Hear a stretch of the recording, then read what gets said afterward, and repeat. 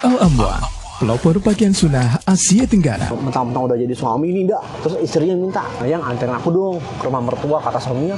Udah menyerahkan, udah memberikan gitu darah dagingnya mereka, hatta dia memang harus tabungan kita terkuras, gak masalah. Itu pintu surga dari jalur orang tua tuh lagi dibuka tuh. Dan itu mungkin salah satu doanya. Dan gue ingat dia banyak melakukan perbuatan kebaikan dengan orang tuanya. Sampai ibu gue tuh ngomong, ketika zaman gue belum hijrah, masih gondrong urakan dan lain-lain, nyokap gue habis selesai sholat, selesai assalamualaikum, ngeliatin gue lagi tidur. Siapa tahu diijabah sama Allah kan. Tembus ke langit 7 gitu. Oh iya, nembus. Duit gitu, lakukan gitu, maksimalin itu. Disuruh mengisi katanya seminar parenting. Iya. Sebelum lanjut nonton video ini, jangan lupa tekan tombol subscribe-nya, nyalakan loncengnya, like, dan share ke teman-teman kalian semuanya.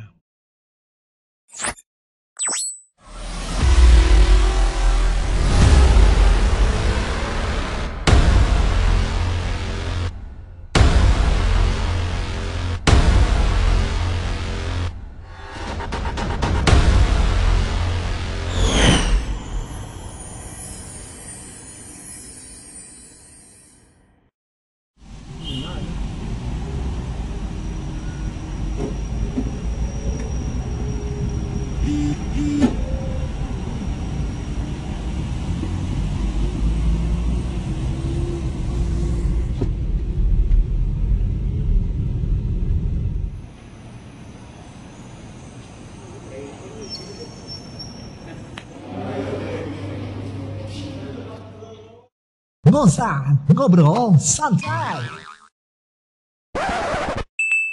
Assalamualaikum warahmatullahi wabarakatuh. Dan gue mau nyapa ke lo semua. Masih di Adit Okta di AO. Dan sebelah kiri gue ada Reda Samudra. Adit Samudra. Dan bukan Adit Samudra ya, Reda Samudra ya. Dak, gue ngomong-ngomong, sampai saat ini gue agak sedikit tergelitik. Apaan lu kayak mobil metik aja lu gelitik kayak mobil Nissan lu gelitik lu kurang di-tune up. Tapi bener nih teman-teman, buat lo semua yang nggak tahu, dengan mungkin banyak stigma miring di masyarakat bahwa mungkin orang yang sudah baru nikah nih, terutama nih buat teman-teman lo yang mungkin yang bingung untuk berbakti kepada orang tua. Wah, ini kan cuma mertua, ini kan cuma orang tua. Nah, gimana di mata lo nih? Kagak. Ada. Tapi kan banyak kan gitu dah. Orang-orang banyak mungkin teman-teman gue juga, wah, mentang-mentang udah jadi suami ini dah. Terus istrinya minta, yang anterin aku dong ke rumah mertua, kata suaminya. Wah, nanti aja deh, kayak di nomor 2 kan gitu dah. Nah, lo melihat pendapat itu gimana? Punya intinya ini berdasarkan sharing pengalaman gua aja, nggak menghukumi hukum ini dan itu. Mertua, ya apalagi kalau dalam syariat kan mertua itu adalah orang tua kita kan, nggak ada bekas mertua dan pasti menjadi tetap orang tua. Dan mertua, apalagi ibunya bini gue itu, maksudnya mereka itu udah membolehkan anaknya jadi bagian hidup kita gitu, menjadi istri kita gitu, udah menyerahkan, udah memberikan gitu darah dagingnya mereka. Kok kadang-kadang mereka tuh nggak mau jor-joran gitu kepada mertua, padahal kan levelnya ya sama lah sama orang tua gitu. Ya mungkin secara syariat emang suami ke ibu kandung kali ya, ibu kandung. Maksudnya nggak itu dia, ke ibu kandung aja kadang-kadang nih ya, ke ibu kandung aja kadang-kadang kita kasih duit males. Iya. Maksudnya sangat beda sih perlakuan ibu kandung aja kadang-kadang emang beda. Ibu kandung sama temen aja kadang-kadang beda di. Lo jor-joran begini belum tentu sama ibu kandung lo, belum tentu lo. Ya mungkin lo enggak. Gua dong. Ada seseorang ngomong sama temennya tuh jor-joran baik, somea, tapi kalau orang tua belum tentu. Betul. Iya kan? Nah, ke mertua juga harus kayak misalkan gue pernah izin sama lo, sorry Dit, gue nggak bisa nih, gue mau nganterin mertua gue operasi gitu kan. Ya maksudnya kalau memang padahal kita udah janji ya. Kalau isi mertua itu memang membutuhkan misalkan biaya apa segala macem, hadirkan layaknya itu ibu kita juga. Kita emang harus ngeluarin duit, hatta dia memang harus tabungan kita terkuras, nggak masalah. Nggak apa ya, nggak sebanding dengan dia udah ngasih anaknya dia ke kita gitu. Tuh, dia udah ngasih anaknya perempuannya ke lo Terus semua. iya, nggak sebanding gitu, darah daging yang udah dikeluarin sampai dia menjadi sampai detik ini akhirnya dia menjadi istri gue, itu nggak sebanding sama harta kita di tabungan gitu. Iya dong. Dan kadang-kadang ke orang tua juga, kadang-kadang kalau orang tua kata tolong dong ini datang dong bantuin ini mau minta anterin segala macam, kadang-kadang tuh aduh nggak bisa nih, aduh. Nah, iya itu. Padahal Itu gimana John? kalau gue waktu podcast sama Rabanian itu pintu surga dari jalur orang tua tuh lagi dibuka tuh. Justru harusnya tuh berlomba-lomba, Dit, ya kan? Harus berlomba-lomba. Ya udah nih, tanpa harus kompromi ke kakak lu segala macam. Nih gue dapat kisah nih dari podcast Rabanian. Ustadz Hamdi cerita di Saudi tuh ada masuk ke pengadilan, berantem adik kakak. Masuk pengadilan. Untuk apaan berantem? Berantem dia minta ke pengadilan, hakim pokoknya harus diputuskan nih. Masuk pengadilan berlomba-lomba supaya gimana sih orang tua ini ada tinggal di tempat gue. Berlomba-lomba dari banyak orang gitu udah. Dari keluarganya dia berebutan, maksudnya udah ibu sama saya aja, ini berebut sama saya aja, ibu jangan sampai saking. Kok baliknya di negara kita malah. Nah itu dia. Ada yang dibikin dai itu orang tuanya supaya ada warisan turun. Banyak sekali hal yang nggak diduga nih, yang mungkin dia juga nih ini, Masya Allah, mungkin salah satu wasilahnya nih teman-teman. Dia juga datang dan lo pergi sekarang kan mau ke Turki ya. Turki Insya Allah. Dan itu mungkin salah satu doanya. Dan gue ingat dia banyak melakukan perbuatan kebaikan dengan orang tuanya. Nah itu salah satu mungkin bisa dicontoh juga, karena kan nggak semuanya bisa bahkan gue baru tahu beberapa tahun yang lalu ketika ibu gue tuh ngobrol lah sama bini gue ngobrol sampai ibu gue tuh ngomong ketika zaman gue belum hijrah, masih gondrong urakan dan lain-lain, terus gue tidur tuh di rumah gue tuh, ada nyokap gue habis selesai sholat, selesai assalamualaikum ngeliatin gue lagi tidur, ibu gue ngomong ke bini gue, ibu gue tuh mendoakan gue tuh, semoga Reda begini gini gue, tapi dan gue yakin wallah proses semua itu, segala kebaikan apapun itu iya, pasti doa dari orang tua gitu. Sampai lo di titik saat ini dan lo meninggalkan satu tempat. Tapi bukan berarti gue baik ya, maksud gue cuman doa ibu gue itu Siapa tahu diijabah sama Allah kan? memang diijabah. Maksudnya salah satu doa yang diijabah kan salah satu orang tua. Ya gue berharap ini adalah mudah-mudahan memang doanya orang tua gitu. Tembus ke langit 7 gitu. Oh iya, nembus. Selesai sholat, salam ngeliat gue urakan gitu kan, tidur gitu, lagi tidur, doa, katanya doain gue. Akhirnya lo insya Allah bisa sampai saat ini ya. Iya. Dan lo juga, gue nggak bilang gue sekarang baik. Lo tahu cuman juga. Gue tahu doa seorang orang tua itu the best. Tapi banyak yang belum tahu juga udah kan lo sampai ya ibaratnya lo banyak hobi semuanya, orang tua lo mungkin juga mensupport lo dengan kebutuhan lo, hobi lo, seni lo dan semuanya. Nah itu yang gue sangka, yang tiba-tiba lo mempunyai juga acara Sherlock, dan acara itu Masya Allah ya antusiasnya luar biasa. Dan itu juga yang gue lihat kita habis syuting yang gue terinspirasi sama acara iklim sih. ya Masya Allah itu nggak usah diomongin juga sih. Ya malah sombong. Ya nggak sombong. Nggak, ya maksud gue itu nggak, itu gue kita pakai di mobil lagi bantu malah sombong. Iya, di mobil gue Banjur nih. Dia Itu apa yang nggak di mobil gue yang di mobil gue itu yang lo ngomong pokoknya Masya Allah nih salah satu juga sama Kang Oki ya. Kang Oki kita berjalan baru beberapa episode tapi udah ada produk yang mau jadi endorse lo kan. Sherlock itu episode pertama itu pilot project. Episode pertama itu pilot project. Jadi Yang di Bandung, Sabana Kapau. Setelah gue habis selesai syuting ditawarin sama Sabana Kapau, Kang, habis syutingnya ya udah makan aja di sini. Ya udah makan, gue sama Kang Uki, ya udah gue Bu, saya buatin konten ya Bu, kan gak enak kan. Ya udah buatin. Terciptalah bismillah Sherlock itu. Gue posting bismillah, walaupun gue nanti harga seberapa itu dia worth it gitu, worth it. Dulu kan kita banyak jalan bareng, terus tiba-tiba lo kenapa? Tiba-tiba lo kepikiran gitu ingin membuat satu ya oke triggernya dari situ kan yang makanan Padang itu kan. Dan tapi ada juga kan mungkin lu karena dulu kita sebelum itu kan lo kita ke Bandung juga. Iya, memang gue Kita nggak pernah Purwakarta. kepikiran punya program makan bareng, Iya, karena review. Karena kebetulan diajaknya makan ya udah bikin konten ya bu, ya udah apa ya, udah review makanan Lu ini sempet aja. pikiran gue gitu nggak? Enggak, ngapain gue kangen malah. Ngapain? Nggak, intinya maksudnya lo punya apapun terbersit di lo, Betul. duit gitu, lakukan gitu, maksimalin itu. Jangan The anggap, best. jangan anggap remeh ide yang remeh. Ide remeh itu bisa besar kalau lo maksimal. Betul.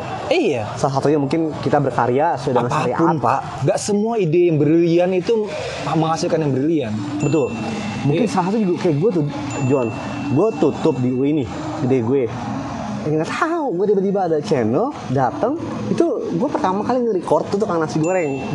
Tukang nasi goreng nge-record itu upload iseng, alhamdulillah. Tadi gue yang mau ngomong lo tadi, jadi ide yang jangan suka lo meremehkan ide yang remeh ataupun ide yang berlian karena itu bisa menjadi hal yang besar ya. Iya. Dan jadi kalau cuan juga ya. ketika lo maksimalin itu, ya pada intinya jangan meremehkan ide yang remeh. Betul. Nah, lu juga pada bilang waktu itu, pokoknya lu berkarya dengan apapun itu dengan ide yang lu punya ide, misalkan ide masak, ide otomotif, ide sport itu harus dimanfaatkan dengan semaksimalnya ya. Indeed. Nah, terus lo abis itu dengan ide lo itu kadang-kadang kan orangnya outputnya cowboy, bisa gue bilang. Iya emang. Cowboy, dan lo juga bisa lihat ya apa adanya ngalir gitu aja lah situ lo. Iya. Nah itu emang dari sananya lo kayak gitu. Dari sananya begitu. Hah? Gue kadang-kadang konsep itu timbul tiba-tiba atas izin Allah. Maksud gue orang yang nggak terstruktur. Minggu depan apa minggu depan bulan sebulan ini job desk gue enggak. Sampai lo dulu disuruh mengisi katanya seminar parenting. Iya. Parenting itu ibaratnya lo udah jadi kayak salam super. Gitu kan? Enggak, itu kan Tapi kan lo- motivator. Ya kan lo Enggak, gue juga ibaratnya kayak coach gitu kan. nggak tahu gue kenapa orang tiba-tiba ngajakin misalkan bikin seminar parenting. Gue bukan pemateri apa ya, mungkin kayak Tapi gue kalau bener inspirator. lo, kalau gue diskus sama lo ada, gue kalau selalu pas pulang yang tadi si Yerda bener juga nih buat anak kita nih gitu. Bisa ada sisi positifnya. Iya. Ya mungkin orang ngeliat lu seperti itu, John. nggak tahu ya, mungkin ngeliat postingan gue kayak misalkan si Suhel. anak gue umur 10 tahun bikin animasi, bikin ini segala macam yang gue support, gue arahin misalkan ini harus Tapi itu lo ajarin juga kan? Gue nggak ngajarin sih spesifik, gue ngajarin ada Photoshop gue ajarin. Tapi secara yang lain gue nggak ngajarin secara spesifik, tapi dia banyak mencontoh apa yang gue lakuin gitu. Kayak gue ngedit video, gue bikin video. Lo udah sambil ngatin lo. Dia mencontoh, dan itu memang makanya anak kecil itu mencontoh banget lah, copy paste banget lah. Dalam segi apapun gitu, apalagi ibadah, perkara dunia jadi contoh gitu kan. Oh, berarti buat orang tua di luar sana yang mungkin punya anak kecil, hobinya tuh bisa diarahkan kali ya? Udah ya? Support sih. Ya, anak lo homeschooling kan? Tapi kan nggak Homeschooling. semuanya mau homeschooling kan? Arahkan, tapi dia udah kelihatan kemana, itu support total. Jadi nggak yang cuman dia bisa ini, kalaupun dia bisa gambar, ya kasih tahu yang secara rules agama seperti apa. Abis itu lu support tuh secara duniawinya, misalkan ya laptopnya, ya wacomnya atau apa segala macamnya, support gitu. Jangan Lo cuma gimana ngeliat perkembangan Suhel sampai umur 10 tahun nih sekarang ya? Gimana ngeliat ya, apakah sudah jadi benar-benar bisa dilepas atau gimana menurut lo? dilepas apanya nih? Ya ini insya Allah nih buat kedepannya nggak usah ikut, mungkin ya di pandangan gue nggak usah ikut sekolah umum, tapi udah punya skill atau bakat yang bisa nanti kedepannya bisa jadi cuan. Memang sampai detik ini nggak Memangnya sekolah banyak umum. banget, memang. Iya. Bulu kucing memang tidak sama dengan bulu Terus akhirnya gimana menurut anak lo? Emang sampai detik ini Suhail nggak sekolah formal, homeschooling. Tiga-tiganya anak gue tuh homeschooling. Kenapa lo mau homeschooling? Gue ngerasa kalau gue ya, kalau di sekolahan kan semua mata pelajaran dia harus excellent, harus bisa. Kurang dikit remedial. Itu secara psikologis menurut gue, secara psikologis anak-anak itu tertekan. Dia nggak enjoy dan dia tertekan dong, remedial lagi. Belum tentu dia suka, tapi dia harus remedial. Jadi diwajibkan gitu? Oh iya, harus mencapai untuk angka segitu. Kalau gue kan ngeliat kalau gue homeschooling itu ya dia sekedar tahu tapi apa yang dia titik dia memang oke di situ itu yang gue push untuk support. Oh jadi ketika buat orang tua lo tahu bakatnya di mana, sport terus dalam hal duniawi gitu udah. Iya, sport station. Pokoknya intinya jadi nggak jadi, pokoknya gue ngerasa dia udah minat dia udah kelihatan gitu. Jadi gue menjaga track itu supaya nggak karena kan yang berbau art itu khawatir terlalu liar kan. Liar. Iya, jadi harus dijaga tracknya dengan sesuai syariat. Sharing sedikit untuk ya satu statement dari lo biar mungkin orang tua di luar sana yang punya bakat tapi bingung nih gue kayak masih ini boleh nggak ya, ini boleh nggak ya gitu. Kayak mungkin anaknya contoh nih gue ambil contoh dia anaknya bakat di dalam dunia melukis gitu. Iya. Hampir semua anak-anak tuh suka menggambar. Hampir ya, nggak semua, hampir. Nah dari situ ada yang benar-benar dia minat di bakat, ada yang cuma ikut-ikutan atau cuma sekedar ya seru-seruan aja gitu. Nanti bisa kelihatan gitu. Dan menggambar anak-anak itu sebenarnya sih masih free ya, free as a child gitu. Sebagai anak-anak yang terbebani dengan syariat gitu. Mau dia mau pakai mata, mau pakai apa, dia belum terkena syariat sebenarnya ya. Tapi khawatirnya nanti ketika harus tetap dikasih tahu yang sesuai syariat itu begini. Tapi ketika nanti dia gambar namanya anak-anak pengen ada matanya, nggak usah terlalu kan udah ayah bilang nih nggak boleh. Enggak, dia free as a child. Pokoknya gue setiap kalau mau tidur anak gue tuh kayak dongeng sebelum tidur ya. Tapi gue bikin nama program gue namanya Al-Kisah. Gue apapun itu mau cerita tentang nabi, sahabat atau faedah-faedah dari apa segala macam yang gue tahu dari ustadz, dari hasil podcast, dari hasil apa. Gue sharing ke anak-anak gue dengan bentuk cerita yang seru gitu. Anak-anak gue tuh nggak ketiduran malah sampai selesai. Seru gitu. Iya. Wih mantap. Gitu. Jadi salah satu bentuk edukasi yang fun gitu. Kayak tadi kayak misalkan dia gambar, ya udah free as a child dia mau pakai mata ya udah tapi kasih tahu nanti nggak boleh nih gini, atau makhluk hidup gini nggak boleh. Kalau ini harus dipisahkan gini gitu. Tapi ya jangan terlalu mengaplikasikan itu kayak gue ke lo misalnya dit ini nggak boleh dit. Beda, dia kan anak kita, anak kecil. Oke, nggak berasa ya teman-teman, kita doain juga nih Reda bentar lagi mau berangkat ke Turki dan juga kita doakan semoga safar dia saat ini berjalan dengan lancar dan sesuai dengan keinginannya. Tadi yang baik-baik ada 3 poin yang gue tangkap dari lo yang harus pokoknya kita harus jangan pernah membedakan antara mertua sama orang tua. Yang keduanya itu adalah jadi ketika lo punya ide yang berlian maupun ide yang biasa aja, lo tuangkan do the best. Jadi pokoknya ide yang cemerlang, itu lo harus gunakan. Pokoknya lo nggak usah takut deh, jangan batasan. Jangan anggap remeh ide yang remeh. Ya pokoknya lo jangan anggap punya karya sekecil apapun itu lo harus bikin yang terbaik buat lo, oke? Sekian dulu obrolan santai gue sama Reda Samudra, ada Dokter dan Reda Samudra. Mengucapkan terima kasih. Wassalamualaikum warahmatullahi wabarakatuh. Nah, bagi kita ada suatu persahabatan. Gue mau ngasih tali estafet ini sesuai gue. Nah, setiap kali terima.